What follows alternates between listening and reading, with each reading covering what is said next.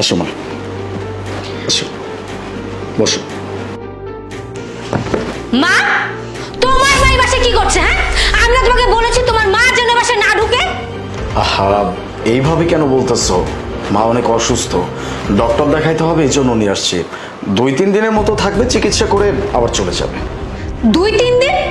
আমি তো তাকে আমার বাসায় 1 ঘন্টাও অ্যালাউ করবো না। হ্যাঁ, আর 2-3 দিন ইম্পসিবল ব্যাপার। এই মহিলার সাথে আমি এক বাড়িতে জীবনেও থাকবো না। তুমি এক্ষুনি তোমার মাকে ঘাট ধাক্কা দিয়ে বাসা থেকে বের করে দাও। আচ্ছা, এইভাবে বলার কোনো মানে হয়? একটা মানুষ অসুস্থ, তাকে ডক্টর দেখানোর জন্য নিয়ে আসছি, এভাবে কেন বলতেছো? আচ্ছা, এক কাজ করো, তুমি আমাকে কিছু টাকা দাও, আমি গিয়ে বাজার সদাই করে নিয়ে আসি। মা আসছে, 2-3 দিন থাকবে, ভালো মন্দ খেতে হবে না?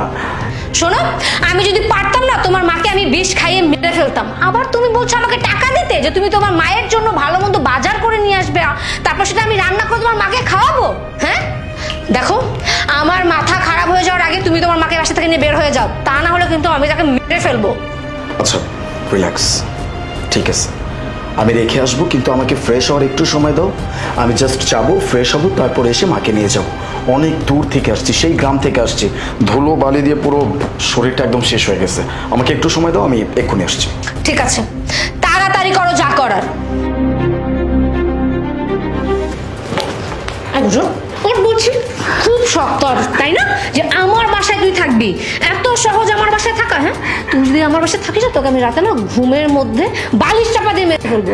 তুই এমনি ছাড়বো না, দাঁড়া, তোকে তো আমি মজা দেখাচ্ছি।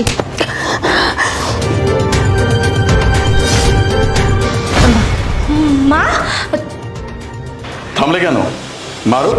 ও, সে তো তোমার নিজের মা। নিজের মায়ের গায়ে কি কেউ কখনো হাত তোলে? তোমার মা মা, আর আমার মা কি বানের জলে ভেসে আসছে? তুমি আমার মায়ের সাথে প্রতিনিয়ত এমন আচরণ করছো। আমি যতবার তোমাকে বোঝানোর চেষ্টা করছি, তুমি আমার একটা কথাও বোঝো নাই। আমি যদি এইসবের এগেনস্টে গিয়ে প্রতিবাদ করতে চাইছি, তুমি আমাকে শুধুমাত্র এই ভয়টাই দেখাইছো, তুমি আমাকে ডিভোর্স দিয়ে চলে যাবা। আমি এই ভয়ে, সংসারে অশান্তির ভয়ে আমার মাকে গ্রামে রেখে আসছি, যেন সবাই অন্তত শান্তিতে থাকতে পারে। আজকে কি করছো?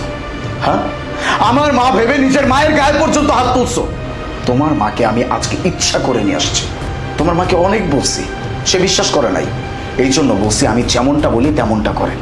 নিজের মেয়ের আসল চেহারা আপনি নিজেই দেখতে পারবেন। কি মা, দেখতে পারছেন? আপনার মেয়ের আসল রূপটা আপনি দেখতে পারছেন? এখন আপনি বলেন, আমিও তো আমার মায়ের সন্তান। আমার চোখের সামনে যখন আপনার মেয়ে আমার মায়ের সাথে এমন আচরণ করে, তখন আমার কতটা খারাপ লাগে। আমার বুকটা ফেটে যায় মা, কিন্তু আমি কিচ্ছু বলতে পারিনি। কেন জানেন? সম্মানের ভয়ে। আপনার মেয়ে যদি আমাকে ডিভোর্স দিয়ে চলে যায়, তাহলে আমাদের পরিবারের সম্মানটা কোথায় চলে যাবে? শুধুমাত্র এই ভয়ে আমি আমার নিজের মাকে গ্রামে রেখে চলে আসছি। এখন আপনি বলেন, আপনার মেয়ের সাথে আসলে কি হওয়া উচিত? আপনি বিচার করবেন এটা। তোর এত বড় সাহস, তুই তো শাশুড়ি লেগে এরকম ব্যবহার করস? তো শাশুড়ির গায়ে হাত তোলস তুই? হ্যাঁ, আজকে আমি যদি এখানে না হইতাম তো আমি বিশ্বাসই করতাম না। জামাই এতদিন যা বলছে আমি একটা কথাও বিশ্বাস করি নাই। উল্টা আমি জামাইরে বলছি যে জামাই, তুমি আমার মেয়ের নামে এত অপবাদ দিও না। কিন্তু না, আমার ধারণা সব ভুল, সব ভুল আমার ধারণা। শোন, যেদিন তোকে আমি বিয়ে দিয়েছিলাম সেদিন আমি তোকে বলছি যে শ্বশুর শাশুড়ি স্বামী সবার সাথে তুই ভালো ব্যবহার করবি, কখনো কারোর সাথে খারাপ ব্যবহার করবি না। কিন্তু তুই তুই কি করলি? কি করলি তুই? ছি, আমার নিজের প্রতি নিজের ঘৃণা হইতেছে। কেন জানিস? যে তোর মধ্যে এরকম একটা কুলাঙ্গার মেয়ে আমি পেটে ধরছি। সি সি সি সি সি, যে নিজে মায়ের মতো শাশুড়ি তার গায়ে হাত তুলতে পারে? হ্যাঁ, তোর কাছ থেকে এটা আমি কখনোই আশা করিনি, কখনোই না। তোকে আমি এই শিক্ষা দিছি, এই শিক্ষা দিয়ে তোর আমি বড় করছি।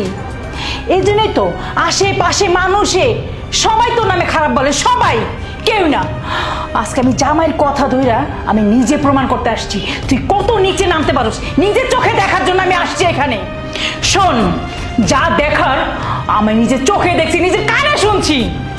আজকের পর থেকে তোর সাথে আমার কোনো সম্পর্ক নাই। হ্যাঁ, সম্পর্ক সেদিনই হবে যেদিন তোর শাশুড়িরে তুই আনতে পারবি এই বাড়িতে, এবং কি সে তোকে ক্ষমা করবে।